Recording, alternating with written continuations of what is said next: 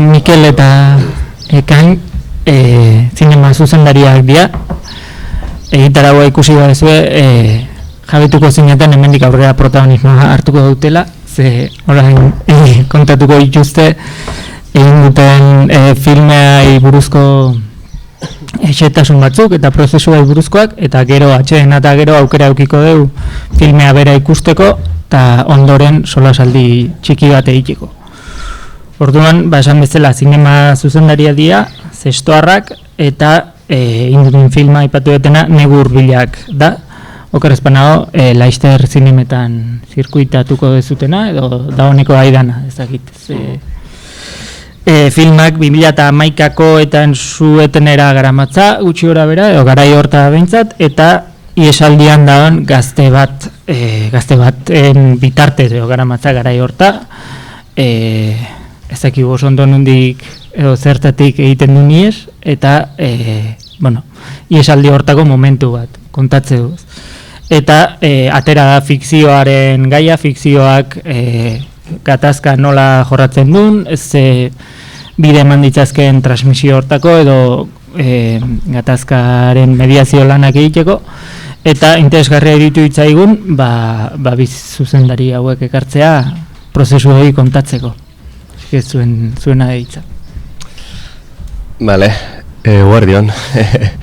Igual, ohituta daude normalean pelikula eta gero hitz egiten, gaur alderantzi zingo dugu, eta gero berriz hitzengo dugu, orduan, pixkate informazioa zatikatuko dugu nola bideratu, eta batez pixka praktikotasunai buruz edo guk bizi izan duen esperientziatik helduko dugu gaiari bezala, ez? Kontestuan jartzeko, aritzek esan bezala, kaintabiok gaude, baina talde bat hau, ez ginen oso originalak izan izena jartzen eta Negu kolektiboa jarri ganean izena, eta, kontua, zinema ikasketakin ondoren taldean parte handi batek, batu ginala ja pixka proiektu handiago bat iteko, proiektu handiago izan Negu Hurbilak, ez? Eta bagentozen laburmetrai batzuk grabatetik, bestelako lan batzuk egitetik, eta pixka taldearen egiturak eta buruz interesgarria gero igual sartuko dalako gai baten, eta horreken nola eragin dezaken zorren prozesuan aipatzeko, ez? Ekain eta biok izan ezik beste talde guztiak katalana dela.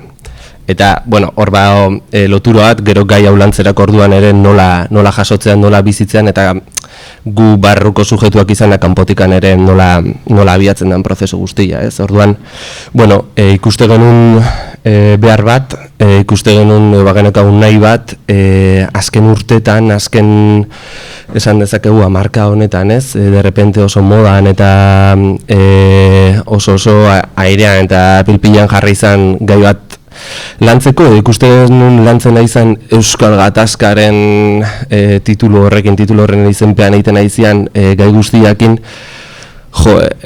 bastante beldurtuta gendela, ez? Ikuste genuelako bazeolako asmo bat eta bazeola egiteko nahi bat eta egiteko behar bat oso kanpotik eta oso gatazkaren memoria eta memoriaren mezu bat zabaltzeko asmotan, ez? Bagenek egun zinema gero aipatuko egon, baina ze herramienta ideologiko izan daiteken eta ze erakargarria eta ze erresa batzutan, ez? Gure mezuak zabaltzeko orduan, gure borguinetan mezuak instalatzeko orduan, eta bai ikuste genuen azken urteetan bazeola olako nahi bat, ez? Indian titulu handiekin, ez? Patria bat, La Línea Invisible bat, olako gogo bat instalatzeko, kasi izango du proiektu guztia Madriletik afrontatzeian momentuan Euskal Herria etorri eta olako rodaje eta mezu batzuk eraikitzeko oso foku jakin batekin eta herramienta oso handiekin nun hoien ekarpena eta relato hori zabaltzeko eraginkortasuna oso efikaza den eta oso erraza den, eta gaur egun dauden plataforma guztietako aksesibilitatea kasun momentuan bagenekigun lan guzti horiek nola jokatzen zuten gure kontra ere bai, eta pixkat horra ziginen ikusten bagenokaguna gai hau afrontatzeko gogo bat edo ilusio bat beste toki batetik, ez genekigun oso ondo ze toki eta pixkat hor sartu ginean nola izan daiteke gai honi buruz hitz egiten hastea, baina oain arte behintzat ikusten egian gauzetatik oso aldenduta, eta beste relato jakin baten bila, edo beste gatazkaren beste ertz batzu helduz.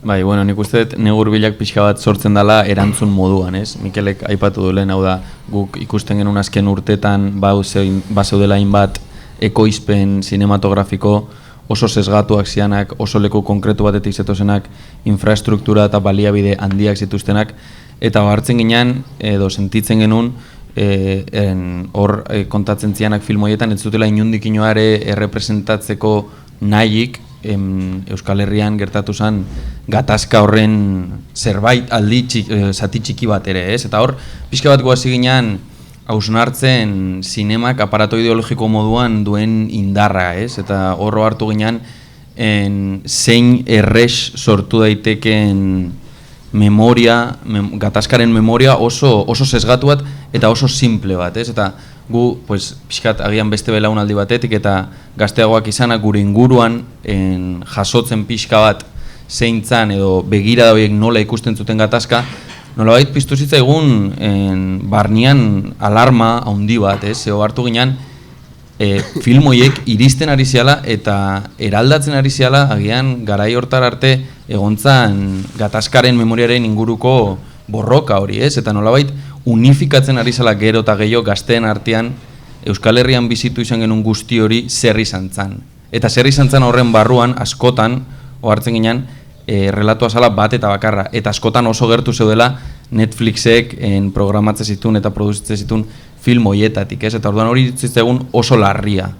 Eta nik uste dut alde baten baseola nolabait kuestionamendu bat ere gu zinelari moduan zinemak duen indarra aparato ideologiko moduan batez ere estruktura konbentzionaletara jotzen duenean, errelato konbentzionaletara jotzen duenean, heroiak, onak eta txarrak, ez? Hor, kuriosua da, seriak aztertzen hasten baseatea, adibidez, bueno, Patriako kasuan, kuriosua da ikustea argazki gintza nola lantzen da, ez? Pertsonaia bakoitzak zein nolako argazki itzen mota duen, ez? Argi eta garbi, iluminazioko erabakiak badute ona zein den eta txarra zein den erabakitzeko autu bat, hau da. Zein puntutaraino iristen da errelato horren ezarri daiteken puntua, ez? Argiztatze batera, eta horro hartu ginen zinema oso indartsua zala, eta gatazka honen memoriaren errelato bat eta bakarra eraiki nahi zuten alde batek oso ongi erabiltzen ari zala.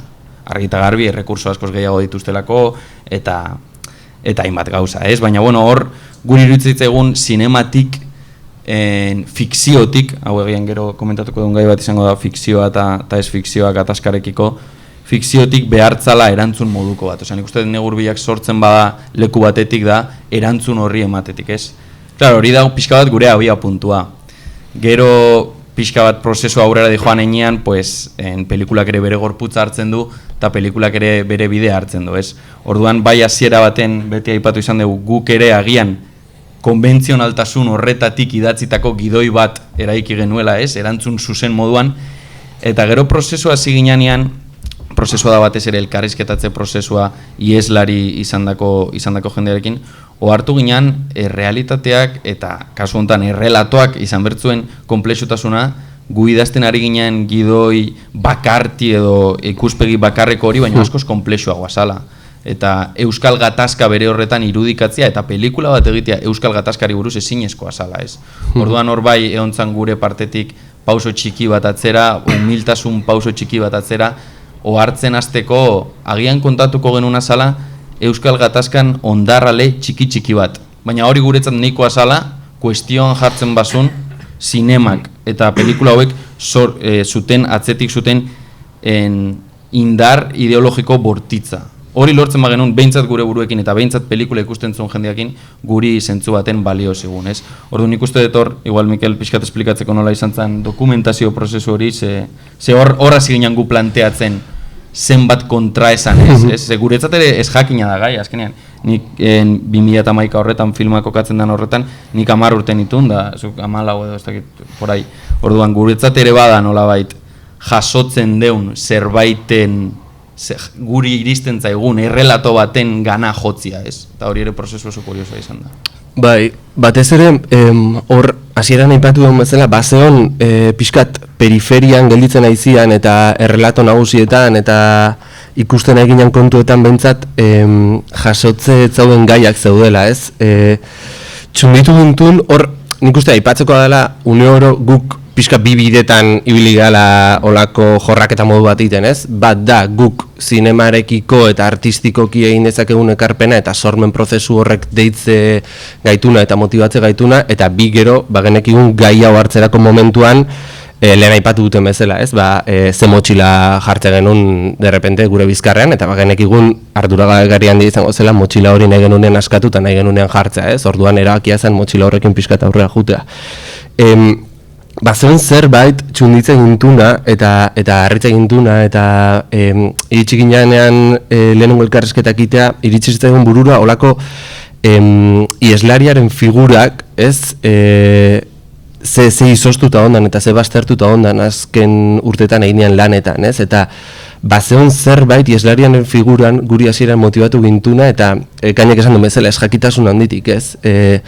Erabaki genunean pixkat hori izango zela nukleo gai zentrala, bueno, pues gu pentsatzen genuen izango zela esjakitasun guztitikan, holako abenturasko pelikula bat, akziozkoa, oso morbosoa, velozia handi batekoa, eta horren baitan hasi ginen idazten, ez? Baina idazketa prozesuan konturatu ginen pixkatiten eginala kanpotik gertatzen ari izana, ez? Hau dala 200 orriko gidoi bat idatzi, puntu batetik nun etzitzegun interesatzen eta gidoi hori plasmatu pelikulan. Orduan bat artistikoki etzitzegun interesatzen eta bi gaiarekiko etzekan loturarik iten eginak, ez? Orduan dokumentazio prozesu hau itean, bidelagun desente izan ditugu, ez?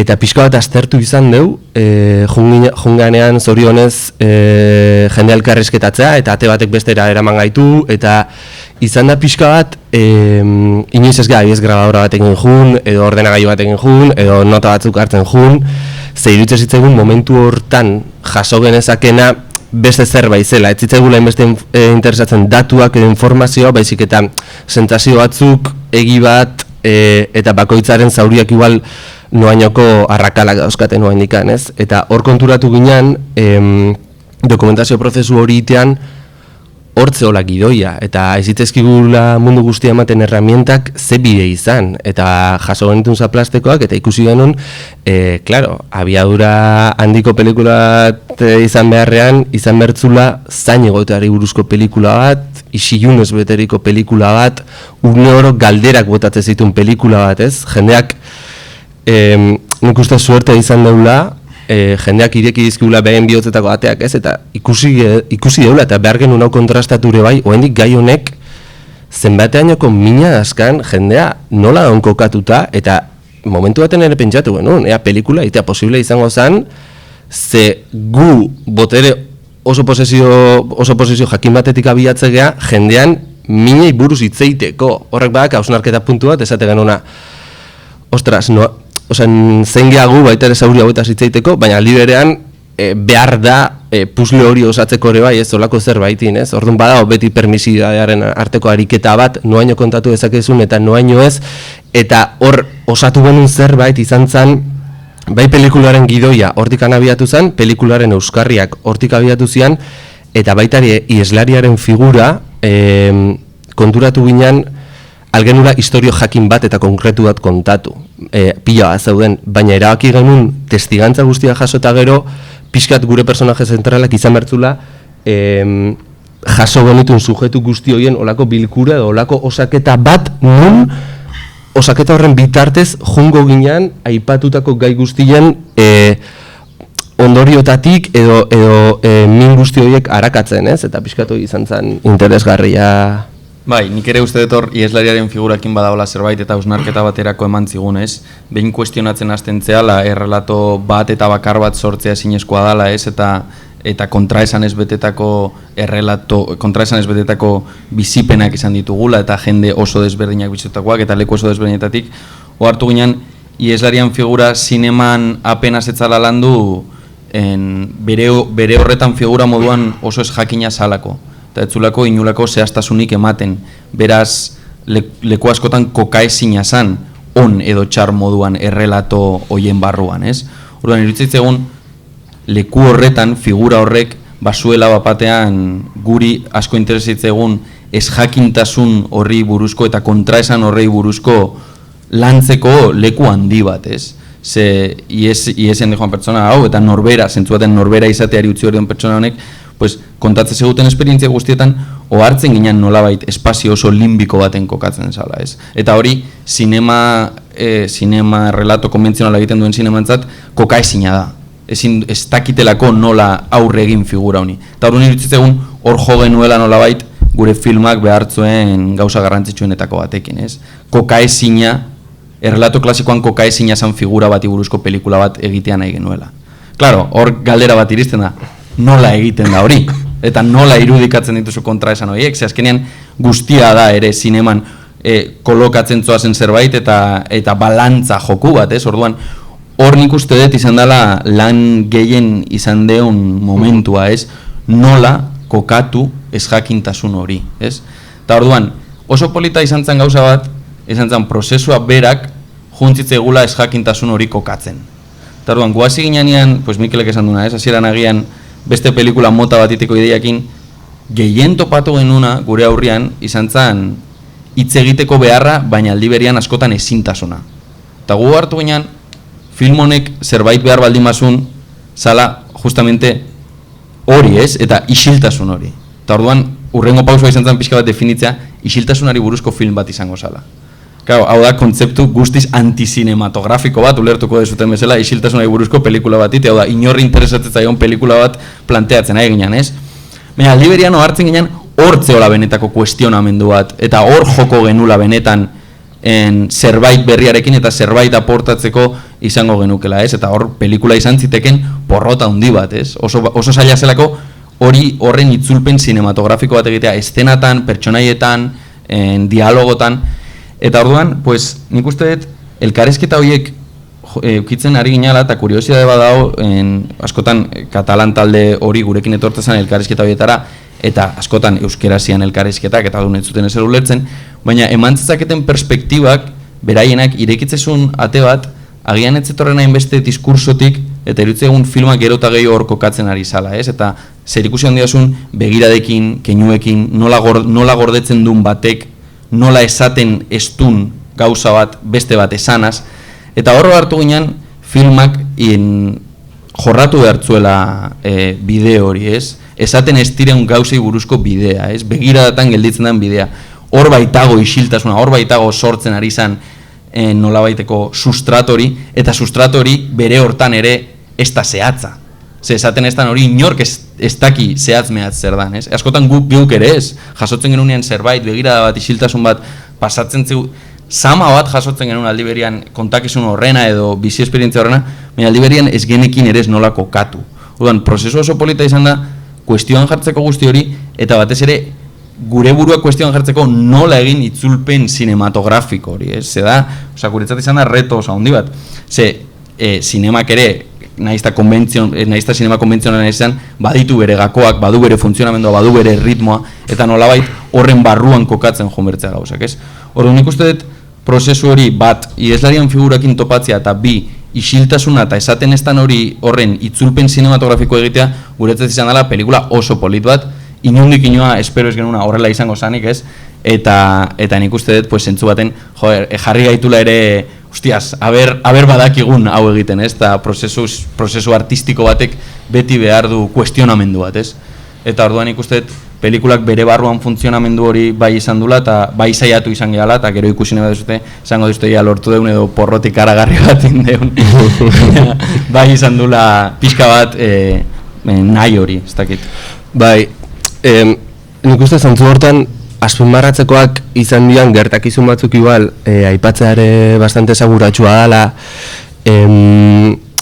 esan bezala, ez? Da, aipatzen egian bezala, gure oso zaila dalako baita ere, azkenean oso talde handia zen, eta erabakiak hartzeko konplexotasun handi bat zeon, bai sozialki, politikoki, hizkuntza aldetik, eta bueno, hor zeon olako popurri erraldoi bat danen artean, baina pixkat autu bat izan zen, hau da, gaia hartzeakoan eta urte terdiko dokumentazio prozesu bat egitean, esan genuen denbora honek izan bertzun influentzia prozesuan oso handia izan bertzala. Hau da, prozesu hortan gertatzen doazen gauzak sartu bergenitula, naiz eta momentu hortan gauza oso eraikia egon, ez? Orduan prozesok badaka une oro, kasi azken egunera arte, oso deseraikia izan den prozesu bat.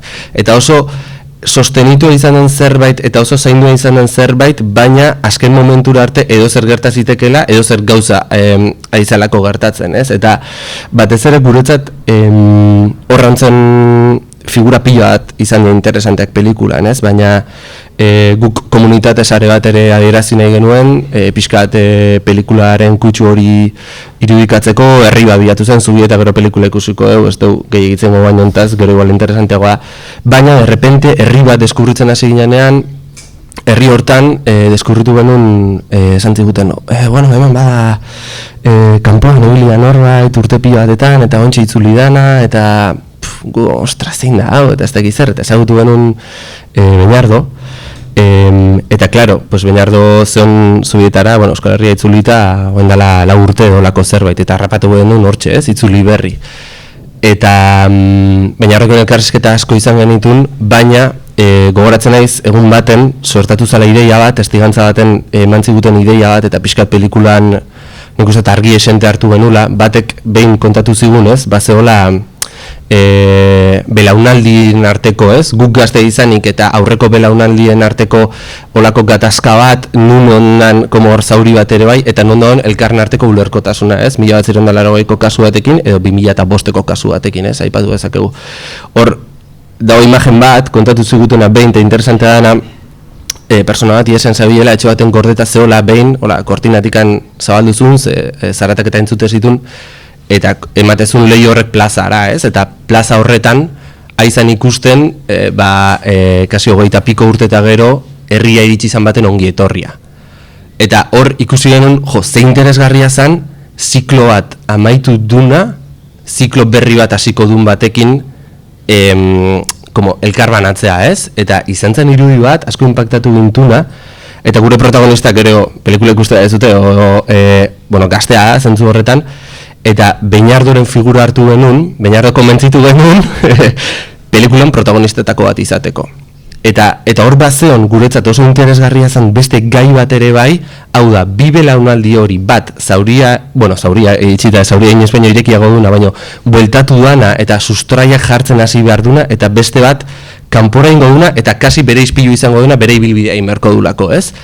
Eta hor ikuste genuen bazeola guk belaunaldi berri bezala ere hor aportazio bat, nun dauden minak, ze ikusi duen zer baina pelikula honetan ere bai, bakoitzak kontatu dizkigunean bere zauriak, erakutsi gunean bere bihotza, eta batzutan izan dira inoiz eman ez dituzten testigantzak, zentzu hortan kriston zama zeon, behaiek esandako hori gero pelikulan ez sartzeko, ez? Behar bat, sentitzen genuen behar bat ere, ematezitzaigun informazio pila horrekiko, eta jende batek behin kontatzen duenean, eta esate izunean zuio ekarri konta dizuna hori, kriston kezka ganokan, kriston zamazan, eta hau ez bali modu pelikulan sartzen, nola resonatuko du horrek, ez?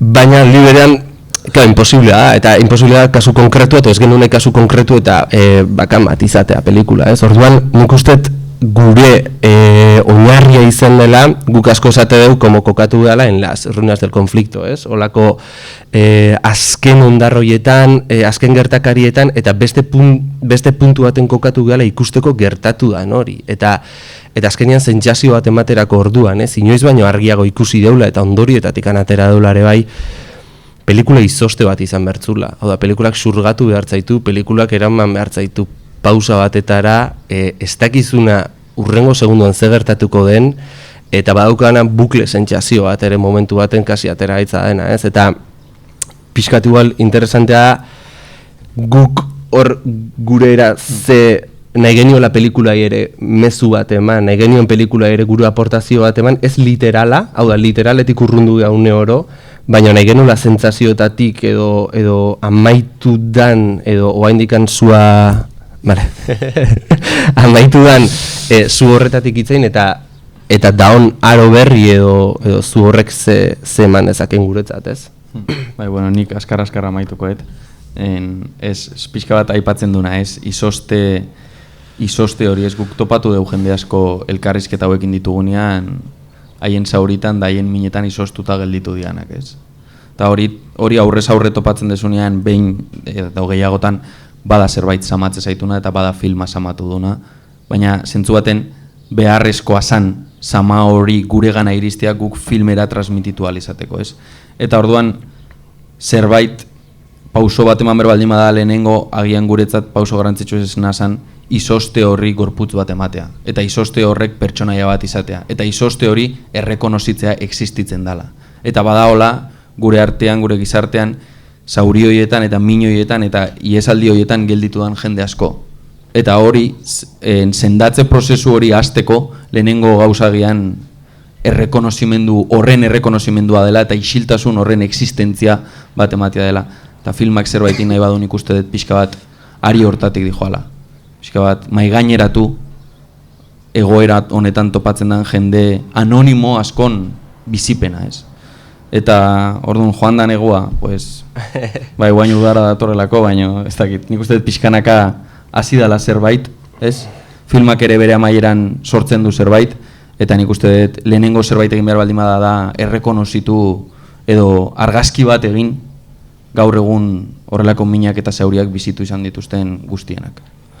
Eta batzutan bukatzeko, ekainek hasian aipatu puntua, baina egia batzutan asko bideratze deula relatoa eta gatazkaren memoria, zinemaren kasuan, pixka gure esparruan behintzat, o Madrila o kanpora, ez? Eta ikusi deu hemen ere benetako utxune badola gaiak hartzeako orduan konpromesu batetikan ere bai, eta bueno, igual oaindikan hemen badaola beldur bat, edo egia kontrastatzeko behar bat hainbeste dokumentaliteia, ez? Eta ikustea fikzioan daun urruitasuna horre ere bai, eta hori ere bada gure buruai kritika bat.